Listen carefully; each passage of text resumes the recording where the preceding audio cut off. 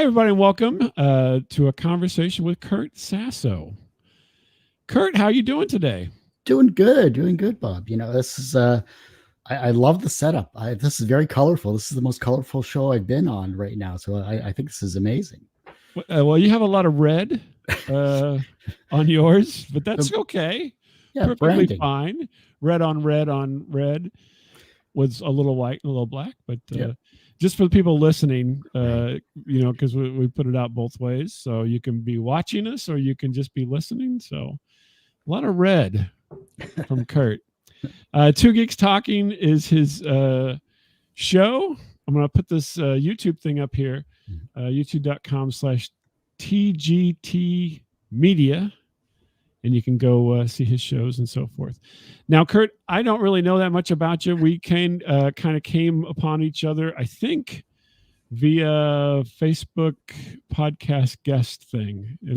Is my memory serving me correctly? Yeah. No, you're right. Yeah, it's a group I just joined more recently. I've been in podcasting and doing this Two Geeks Talking show for over 15 years now, since 2008, and I joined this podcasting group, and I was like, you know what, I haven't been on the other side of the microphone in so long. Let's do that new goal for 2024 and get on as many podcasts as I can to promote the show and kind of refresh my memory as to how to answer questions rather than ask them.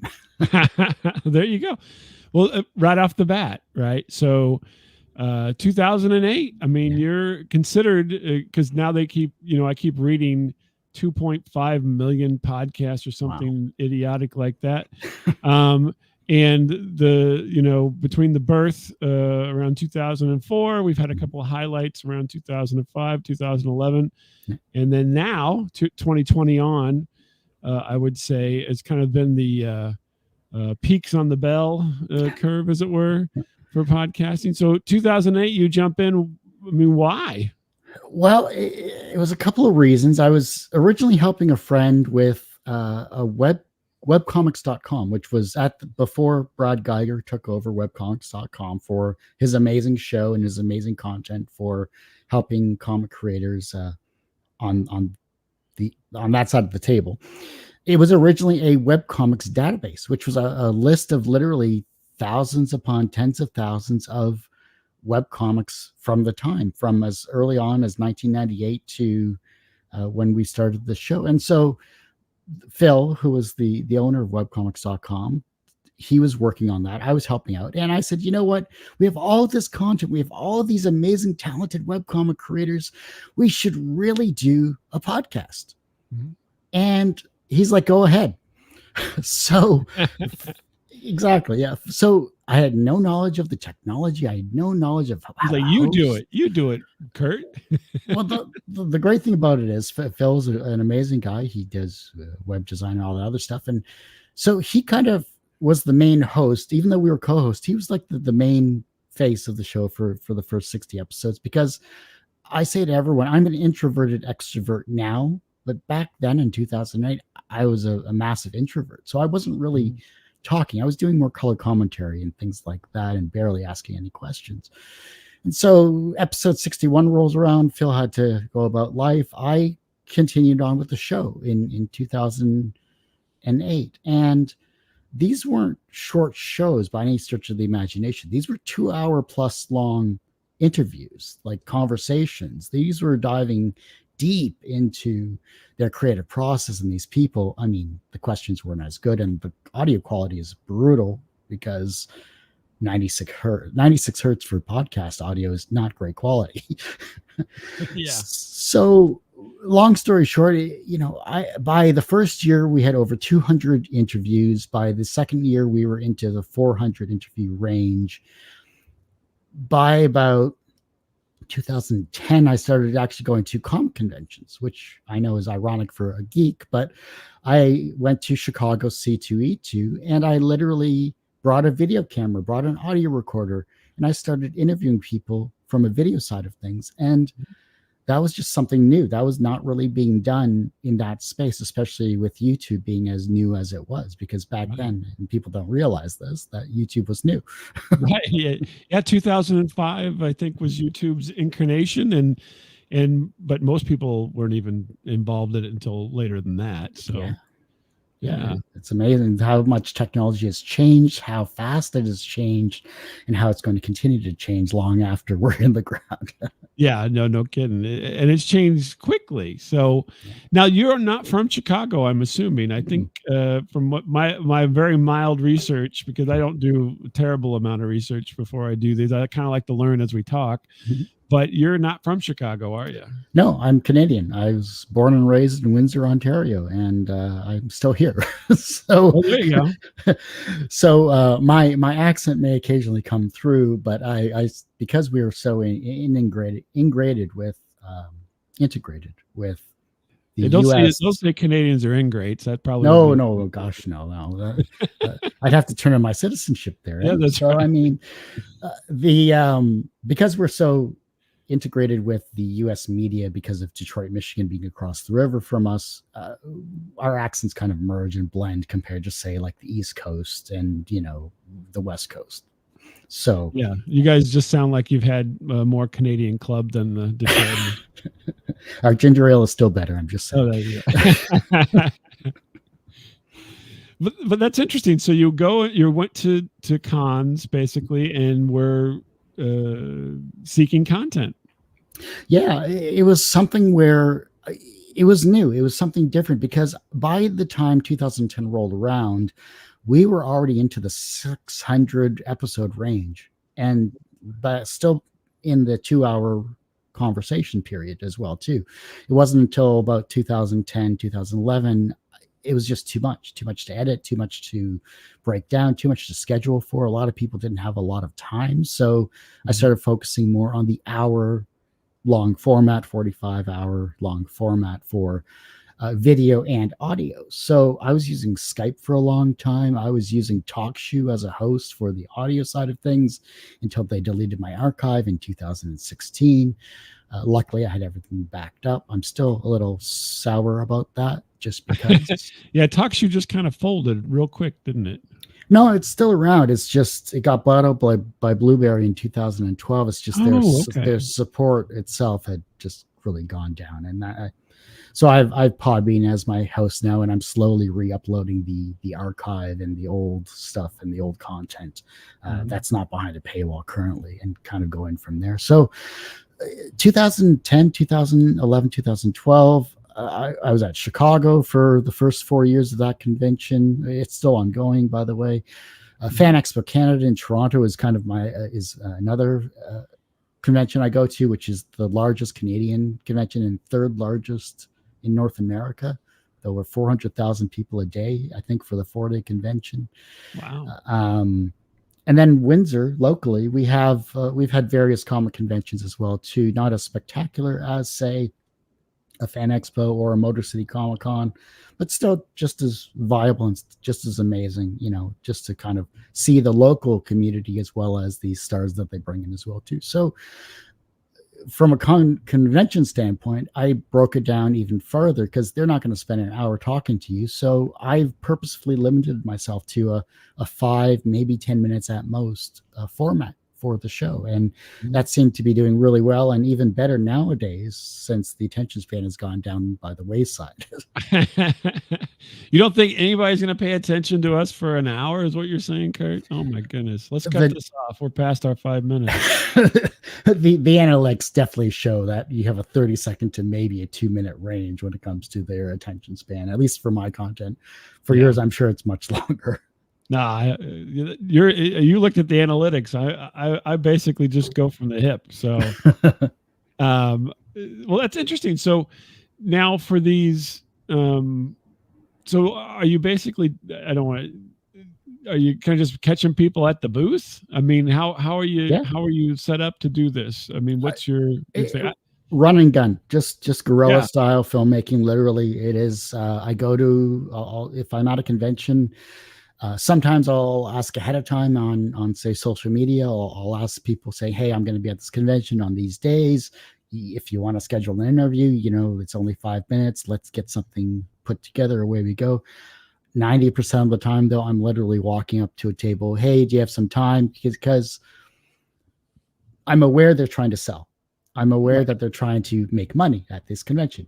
And Mhm. so I don't want to take away from their sales. That's the last thing I want to do. So say the convention runs from Friday to Sunday. Saturdays are their busiest days usually. So I don't want to interfere with that. So I'll take a day off. I'll go to panels. I'll record that. I'll, walk the area, get some B-roll and trying to get ideas and for content that I want to post on the channel, maybe do a summary video, etc.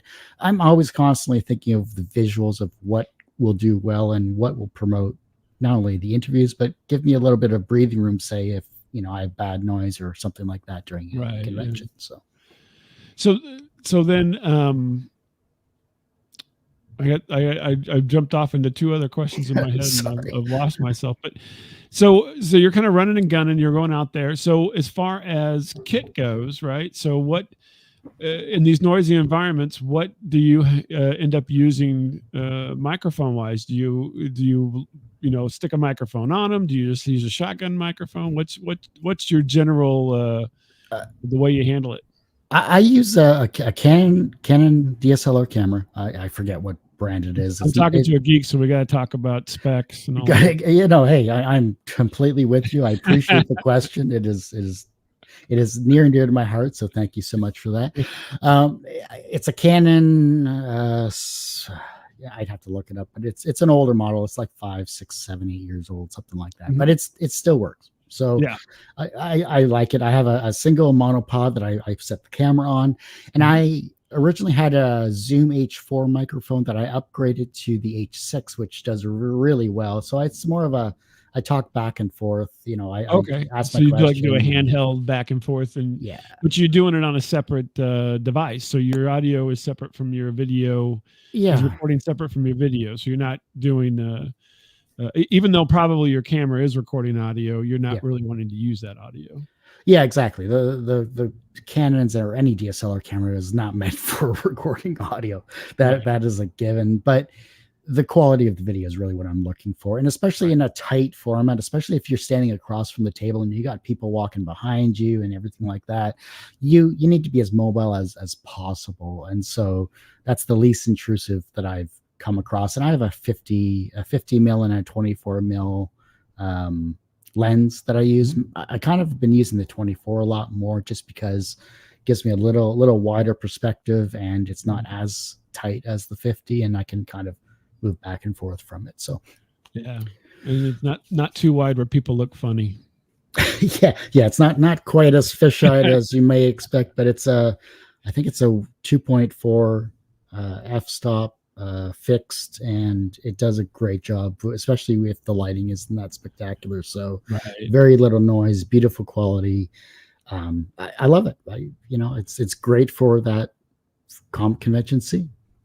So then let's take it. So then you've captured you're capturing your audio on the Zoom. You're capturing your video with the Canon. That sounds terrible. Anyway, but so then we put it all together. Whenever you're basically going to record a bunch of stuff over the course of these few days for this con, and then you got to bring it all back. So what do you have? Have you streamlined your editing process, or what's your Yeah, how's that work for you? yeah. The editing process has really evolved. It is very different from an audio perspective versus video. Like once you get into video, it's a whole new animal because you're looking at start to finish. You're still looking for that story that the person's trying to tell as they're doing their spot and their interview. If we're talking from a common convention standpoint, interviews are completely separate. Same editing process, but it's two different styles of editing, in my opinion. I have my intro. My intro is always consistent. My intro is always the same. So if it's audio, I have that already pre-recorded and kind of set off by the wayside. My introduction to the guest itself is usually a little more fluid, a little more tighter. If I'm talking face to face like this, and then I go into the actual editing of the interview itself. Short form content, just 5-minute interviews are fairly easy to do because I'm only asking 4 or 5 questions and they're usually pretty consistent overall. I'll ask about what they're creating. I'll ask a couple of introspective questions, which is the hallmark of the show itself, because I'm doing a documentary called Little Person Amongst Media Giants. So I've been collecting data from these questions and interviews from these questions for the past 12 or so years. You can dive into that later. No, that's interesting. I won't do the follow-up yet. I'll try to keep it in my head for a little bit later. Fair enough. So once you get it all edited down, I don't like dead air. I don't like ums and ahs and those filler words, because I'm still thinking, yes, this is a video, but I'm going to extract it as a podcast or as an audio soundbite of some kind. So I want it as clean as possible. And while it takes more time to do that editing, and it is a bit of a pain, it can take hours to do, both from the video side and the audio side. Once you get your template down, once you get the format down, it becomes kind of second nature. Where are my questions? Did I ramble on a question? Is the guest have long spaces of dead air? Cut all that down. So as I'm scrubbing through and as I'm going, I'll cut my questions, I'll cut their answers. And that just allows me to just, okay, I can focus on one question, one answer at a time. I'll tighten it up as much as I can, move on to the next thing. And it's kind of just robotic and hitting all the points. So just wait, AI is coming for you, Kurt. You won't have to do that much longer, I think. So it's still not up to the standard that I even want. Plus, I wouldn't want to feed those algorithms. That is one giant drink you got there. I wanted to comment on that right now. I hope that is that coffee? What is that? Oh, that's coffee. Yeah, 26 ounces Holy of coffee. moly. And just because as your physician, Kurt, maybe you better cut back. Time to get a new physician. I want a second. Yeah. You're listening to a cartoon cat. So that's fascinating, though. So you've got a rhythm to it. You've got everything kind of laid out, it sounds like. But you talked about the time. So you're talking about it, quite a bit of time, especially if you're talking about a con or something like that. I mean, this is going to be a lot of stuff, hopefully, for you whenever you do that, so you're not wasting your time. But so, I mean, is this all you do now, or do you have like another, is this a side thing? What's going on with you for that? I'm trying to make this a full-time thing. For a long time, I've been in other industries. I have a background in IT for 20 years. I've worked as a data analyst for a medical marijuana company for 3 years or so, until they let me go because they were downsizing, because the marijuana. They had all their data. They're like, oh, yep, everybody likes to get high. We don't need you, Kurt. Pretty much. Yeah, though I won't get into that detail. But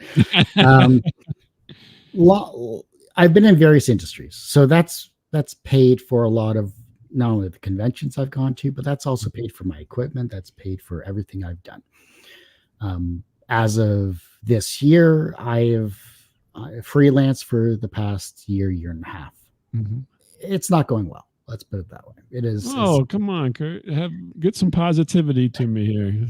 Look, I'm going to lay it straight. It is a tough industry to have a podcast where everyone wants to be on for free, and yet you have the technical ability to do social media promotion, managing, editing, producing, interviewing, everything like that I do have, and that I've honed and fine-tuned for the past 15 plus years. Yeah, and you've got a system.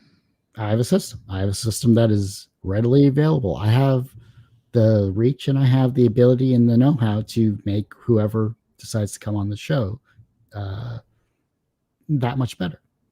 And so as a freelancer, as a host and a creator, while I love and I will always have free content and free slots available for those that need it, I have other paid services as well. And this is something I just started doing in the last couple of years, because as much as I love doing free content, as much as I love helping the community that has been with me for all these years, I can't live on free. So right, yeah, no, nobody can. That's right. And well, so it's interesting. So you've done this obviously for quite some time. When do you think that shift happened, where you're like saying, you know what, I need to make a change in my delivery here? What was your thought process through all that? I'm broke. I need money. Well, no. I mean, before you committed. Oh, sorry. Yes, I understand now. a couple of years ago, quite literally. I should have done this 5-10 years ago, to be perfectly honest, and I think it would have been well received in that respect. I've done it where I did a test case in 6 months. Yeah, 6 months ago, I did a test case for X amount of dollars. Same process, same format that I'm doing now to see if there was interest, and there was, and that's great. So I kind of moved forward with that in the next step. And so, you know, this has been a wonderful experience because I've had a lot of people, not only in the community itself, but also outside of the community, where I have a good friend that's done video editing and production for feature films and everything like that, saying, why are you doing this for free? You have the skills, you have the knowledge, you have the know-how, you should be charging.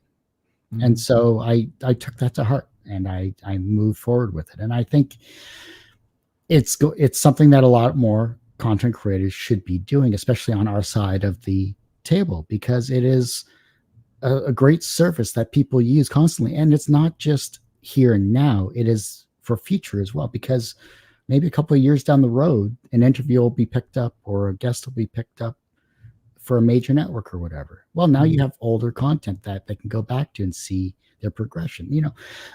Thinking about this ahead of time and thinking about the longevity of the show itself is kind of how I want to create this. Yes, it's a podcast, but it's also a business as well, and people don't understand that. And it's my fault for not really promoting it as such, because I'm so interested in the guests that come on the show. Yeah, I mean, that's the fun part, right? So the fun part is talking to people and learning about things, right? And I mean, you are for me now, the person with the largest cup of coffee I've ever talked to. And so you're trying to make this transition and into that area. So then I guess I'm trying to think. So strategy wise, right? So when you go into things like this, typically, people make some kind of a business plan or what have you. And so did you think about this strategically, or were you like, hey, I think I can do this, let's just do it? Or, what was that? Little of column A, little of column B. Go ahead. Sorry? Go ahead. I'm sorry. I didn't mean to cut you off. Oh, no. Sorry. I thought your question ended. My fault. Anyhow, I think for me, it was a little of column A, a little of column B. I do have a plan of sorts. Let's start with that. But it comes down to, let's work on this on a month-by-month basis, rather than the long term is I want to be able to support myself with X amount of dollars per month. I know I'm not going to get X amount of dollars per month, but if I can get 3 or 4 people, at least initially in a single month, that's a start. And that's a slow build towards what exactly I want to do. And so eventually I want to get to the point where whatever I was making at my last job is what I want to make per year for the podcast. So say it was $55,000 a year Canadian. I know that's like, I don't know.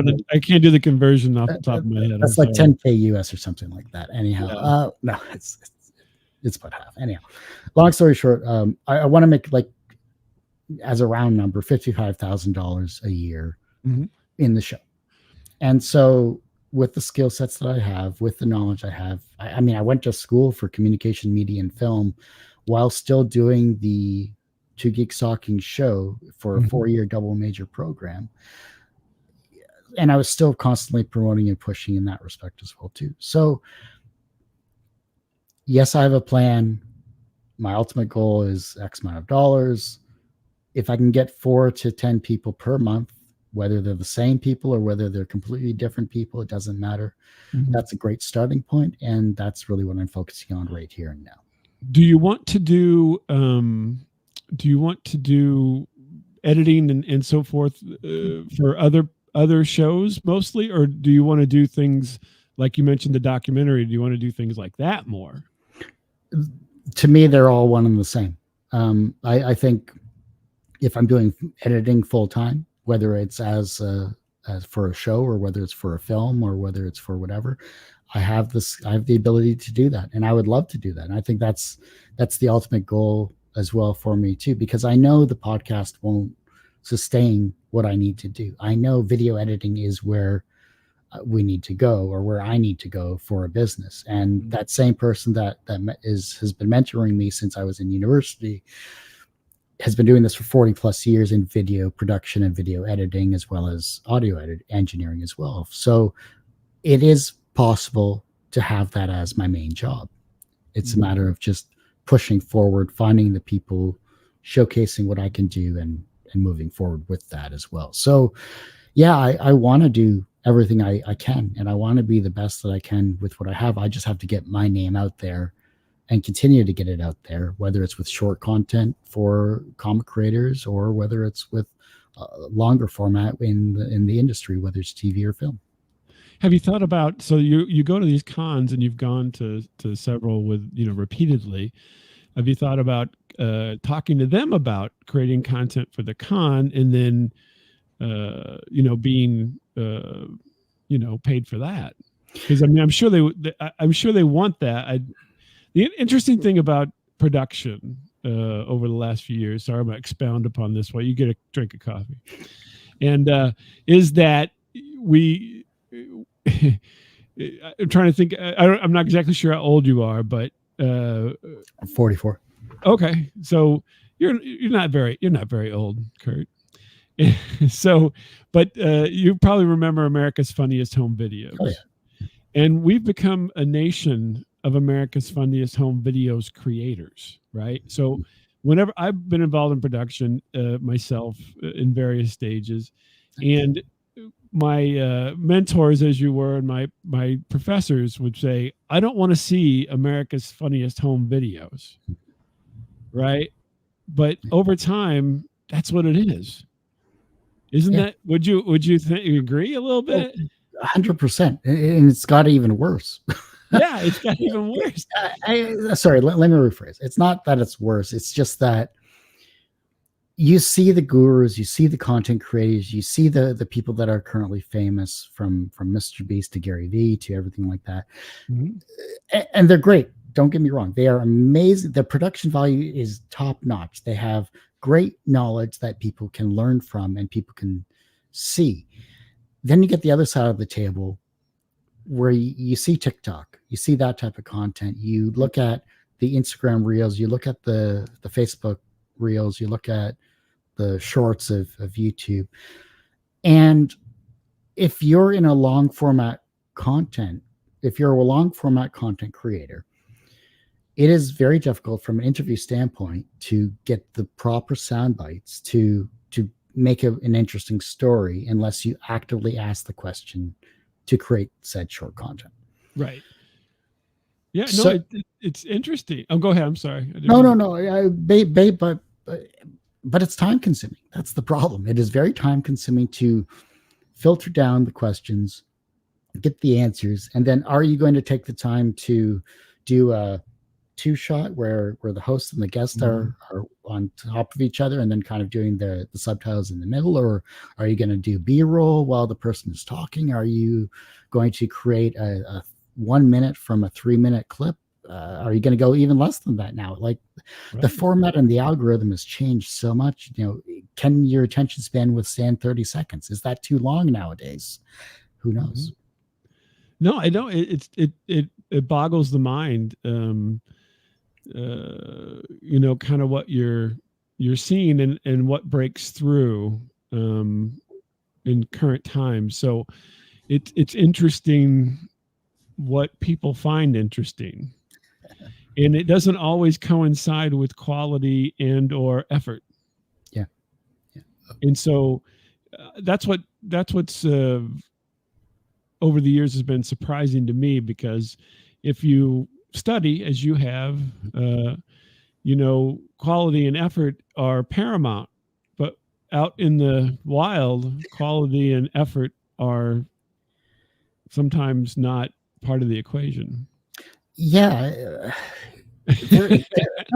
Look, you're dead on. You are 100% on. I have no notes, no rebuttal, nothing like that. It is, you're spot on completely. It's just, well, my question would be, how do you compete with that? That's the hard part, right? A phrase I've been saying more recently is we are 1 out of 5 to 8 billion people in the world screaming into the void of the masses trying to get our message across in some way, shape, or form. Do we do that? Who knows? But we keep doing it. We keep creating. We keep putting out the content we put out because it either speaks to us or it will speak to someone that gets to watch it. Whether it becomes popular or not, or whether you can become viral or not, shouldn't be the focus. Like, tell the story you want to tell and get the content out there. If it helps even just one person, you've done your job. You're not going to make the money on it. You're going to make someone's life better, hopefully, with the content you create. And that's kind of been my focus for 15 years. Like, the people that come on the show are either indie creators in comics, TV, film, music, or video games, or the professionals in their various industries. And they are amazing because they are taking the time to come on this platform that I've created for 15 plus years and talk, go behind the scenes, go in depth into their own stories and their own personal struggles and their successes, and tell, why they went through these things to get their message across, to sell whatever product they have to sell, to showcase the talents that they all have. They just don't have the time to actually put it out there. And I'm glad that at least I've given them that capability in some way, shape, or form. And the focus is always on the guest. It's never on me. So it's I do what I can. Yeah, no, that's fantastic. So I think going, right now what happens is there's a lot of niche kind of things, and would you say that I mean, you just kind of rattled off your things there. I mean, that niche has gotten so much bigger now than it was 15 years ago. So Yeah. is it still a niche? I mean, that would be my question. Anything is a niche, to be fair. It is literally, what are you interested in? That is your niche. I like entertainment. I like the fact that I get to talk to various industries because I wouldn't have done these other industries if I didn't get originally burnt out with the webcomic scene, because I had interviewed literally everyone. So so I needed to change of pace. I needed to branch out, and talking at the comic conventions made me understand, okay, well, I can talk to actors and actresses. I can talk to directors. Mhm. I can talk to publishers or publicists. I can talk to, what is the popular TV shows or whatever that's currently, at whatever convention I was at. Walk Artist Alley. If you ever get a chance, go to a comic convention and walk Artist Alley. See the difference from a person that's first starting, and look at them a couple of years later if you go to the same convention and see how they progress. Everyone is evolving their skill sets and their standards, but if you get to talk with them, if you get to see why they're doing what they're doing, it's just it's amazing. Like, we're a creative race. We just need to just yell to the void a little louder. Now, you're speaking of artists and so forth, and television specifically. So I have I'm in the States, so I don't know if I told you I'm in St. Louis, Missouri, which is not too far away as a crow flies from where you're at. But so what would you say now, talking Canadian television, because I'm a fan of Canadian television? Oh, okay. If you had, and it's not broad like American television. Canadian television is a little bit more narrow. What is your favorite Canadian television produced show? Ooh, that is tough. You can have more than one if you don't want to pick favorites. I'm fine with that. Well, I grew up in the 80s, so 80s Canadian television is vastly different than what it is today. Yeah. So my some of my top 3 shows that I love, and I could spend an hour just talking about particular television. order. No particular order, obviously. SCTV, which a lot of people don't realize is Canadian. Yeah. So SCTV was an amazing comedy show with John Candy, not Rick Moranis. He was on there. Oh, okay. So yeah, John Kenny, Joe Flaherty. Rick Moranis, Joe Flaherty, who I met at a buffet in a Toronto hotel in 1998. I said I loved his work, and he goes, "You know who I am?" I said, "Yeah, you're amazing on SCTV." He goes, "Well, people remember me from Happy Gilmore, but I remember you from SCTV. You're amazing." So he signed a napkin for me, which was awesome. Oh, that's nice. Catherine O'Hara was on there as well Yeah. too. So a great show, great basis for Canadian comedy. Obviously, Homebrew or Strange Brew is Right. another one, a great film, and Mm-hmm. decided on a live sketch. Kids in the Hall. I'd be remiss if I didn't Oh my mention that gosh, show. I yes. mean, just the if you want to take Canadian television and push it to its next level, that was kind of the epitome of Canadian television for Yeah. comedy. I forgot to tell you, Kurt, somebody's going to get $1,000. Okay. If you remember that skit anyway. Yeah. I just remember the crush your heads. Yeah, crushing your head. Yeah. Oh, and then moving on, a little more recent. I mean, we have Schitt's Creek. We have Kim's Convenience is still an amazing show as well too. Oh, yeah. I just had another one that was earlier, but there's just a lot of comedy. I love comedy. I loved what they were creating. I mean, Beachcombers. If we want to go really old school on that, that's old school. Which the restaurant is still around, by the way. Just to let everyone know.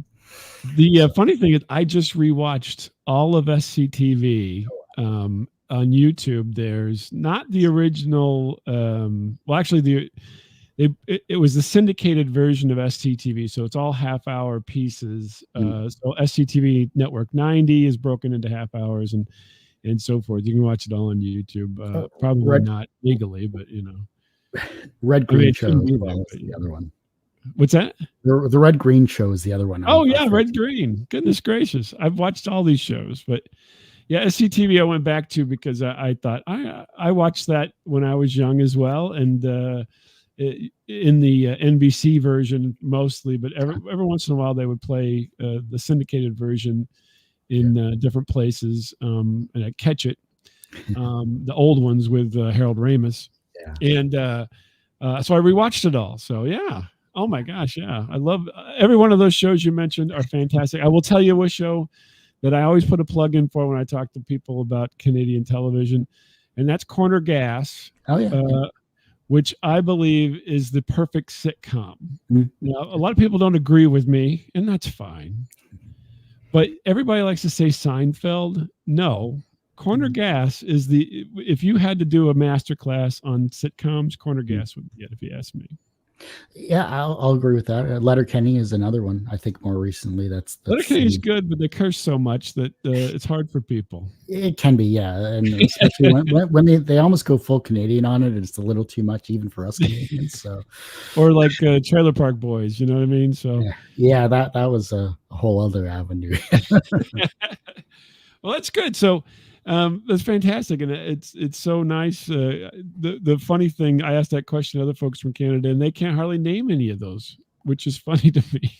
Turn in your citizens and your Tim Hortons card there, and just that's right. Back down to the States there. I'm like, I shouldn't be knowing more of these shows than you, to be honest, because I've only been there twice, I guess. I've been to Canada twice. So no, it's fantastic. So. So you've been able to talk to these folks, and you're not exclusively Canadian content, though, I'm assuming, right? No. It would be hard to. No, I shouldn't say that. There's a lot of great talent on this side of the border and across. But I've done this internationally. I've had interviews from the Philippines with Dr. Carlos S. San Juan, who is a very talented doctor as well as comic creator, like an actual doctor. Just have to specify that. So yeah. I've had Europe, Germany. I'm trying to think how far east I've gone. Philippines for sure, Germany for sure, Britain many times, England, UK, Ireland, all that. Probably India once or twice. Yeah, the show's international. I mean, it's available through podcasting. It's available on YouTube. Mhm. It's available on all social media platforms, whether they're good or bad. And it, Is that a you know, comment about X? Come you on. mean Twitter? I will never Or call it whatever, X. yeah. Whatever Yeah. you want to call it. Yeah. Look, it's available everywhere. If YouTube, youtube.com/TGT media. Oh, it's on the screen. It's available for everyone to watch and be part of. And yeah, there's so much talent, like especially in the Philippines. We know the artists, and we know about the talent that is in that area, because if you look at the mangas, if you look at the cartoons that are generated out of the Southeast Asia corridor there, it's incredible. I mean, they have such amazing talent, but so does North America. So does all over the world. You find a style that you enjoy and that you'll read continuously. And, if they happen to be a guest on your show, so be it. If they happen to be someone you read and support in some way, shape, or form, even better. So if you had to say, okay, here's my top 3 interviews with folks over the last 15 years, who might be on that list? We won't make you pick a number one, but just give me a couple. Biff Naked, Canadian rock legend. I had her on the show a couple of years back, and it was amazing because that was just a shot in the dark in terms of sending an email to her publicist. Mm-hmm. It just worked out. I wasn't expecting it. I was like, hey, let's cast the line. Here we go. She was amazing. We chatted for a quick half hour, and she went about her way and talked about her new albums and things like that. That was really well done. I had a very brief but extended interview with Jason Mewes at Fan Expo Canada one year, who is, of course, is Jay and Silent Bob, as well as he was in. How long ago was this for Jason Mewes? 2017, 18, something like that. So you got sober Jason Mewes. That's good. What, did he accidentally fall off again? Well, that's a No, shame. he's been good for a while, but prior to that, he wasn't so good. So yeah, no, I got the sober Jason Mewes, and he was a wonderful person to chat with. I've been fortunate enough to do some roundtable sessions with the cast of, say, Defiance and Lost Girl many times as well, and these are all shows that are no longer on the air, but Defiance was Defiance, Missouri, wasn't it? That was the show. Yeah, I watched a bit of that. Yeah, I got to interview all of those amazing actors. There is a Defiance, Missouri, actually. So there is. There really is. Yeah, I don't think it didn't look anything like in the show, but Well, I mean, I don't know the landscape of Missouri and St. Louis, so I'm not going to comment on that. I live in St. Louis, so yeah, not too far. So is the arch as impressive as everyone says? No, it's no. I mean, it's fun to go up once, but that's about it. It's the same with the CN Tower. Yeah, you go up, go walk around for an afternoon, get some food, whatever. Awesome. Yeah, no. So the third one. Any roundtable session, I've been fortunate to have multiple people interview in that respect. Roundtable sessions. So this is ones that you're catching at the con, or is this ones that you set up yourself? Those are ones I get fortunate enough to be invited to at the conventions. So they're publicists, or I put my name into a hat. So to put my name to a hat, they pick my name, and I get quick interviews along with 6 other people. It's very intimate. Oh, so you're doing the interview roulette or whatever, where you jump in and get 2 minutes, and these poor people are sitting there all day pounding Dasani. Well, and then you hit them with an introspective question, and they're like, I just got off set. Like, I don't have the brain capacity to answer. Like, this is a little too much. Can you just ask me about the weather or something? Yeah, exactly. Yeah. What's your favorite? Fascinating. So are you familiar? There's a guy, I'm going to blank on his name now. He's from Australia, and he does interviews with celebrities, and his name is eluding me, of course, since I just popped in my head. But anyway, he kind of is, he is the quintessential Australian, right? So he's, good day and all this kind of stuff. He very much plays it up for the show, right? Yeah. I don't know if there's somebody who does that in Canada, but Kurt, maybe that could be you, the quintessential Canadian. And he goes, let's talk about. Uh, No. if I went full Canadian, if I happened to do that, it would be interesting because I'm so influenced with the States as it is, just because of my location. Like, if you really wanted me to go into like East Coast Nova Scotia, it's like, how's she going there, me trout? It's just me here with my Timmies and my double here, and we're just going down to the dock and getting a nice bit of lobster on the Barbie. Sorry, that's Australian. So Yeah, they go to the Barbie. Yeah. What do they so call it there? They might call it the Barbie there, don't you? that's just a barbecue. Yeah, just Yeah. barbecue pit, anything like Yeah. that. Yeah, it's I would have to put up a little bit of an act, not too much, but it would be interesting if I were to say rebrand the show and put on the toque and do all that stuff, go straight through in that respect, and Right. do all that. So maybe if I decide to do another show, we'll go the full Yeah, on. you got that route. giant cup of coffee. That alone is its own symbol. It's locally sourced as well. So Yeah, there you go. See, that's fantastic. So obviously, we heard a little bit about where you want to go into the future and doing these content, kind of being the gears in the background to creating content. If you were to project yourself 5 years into the future, right? Where do you want to be in 5 years, you think, with all this? I know it's already been 15. Let's say 20. I don't know. I think one thing, I know you want to make money, but let's let's go positive aspect. If I go 20, I might end the show at 20. Mm-hmm. It just comes down to if I'm still hungry to do the interviews, if I still want to do the drive. And as of right now, I think it's not going to change because there are so many people out there that I haven't talked to. I mean, there's someone that's always going to be creative, and if the show can support them in some way, shape, or form, then I'm going to do it. It's just, do I have the same drive in 5 years? Will I have the same energy that I'm putting into it currently to help the masses and help these people promote themselves? I'd like to keep going as long as I can, as long as I'm physically able, knock on whatever wood's around, and go from that respect. But am I going to be happy still doing it? I have to look at myself as well too. Do I have the energy? Will I be able to keep going? And as of right now, sure, I'll keep going. I'll go as long as I can. And then who do you hope to get?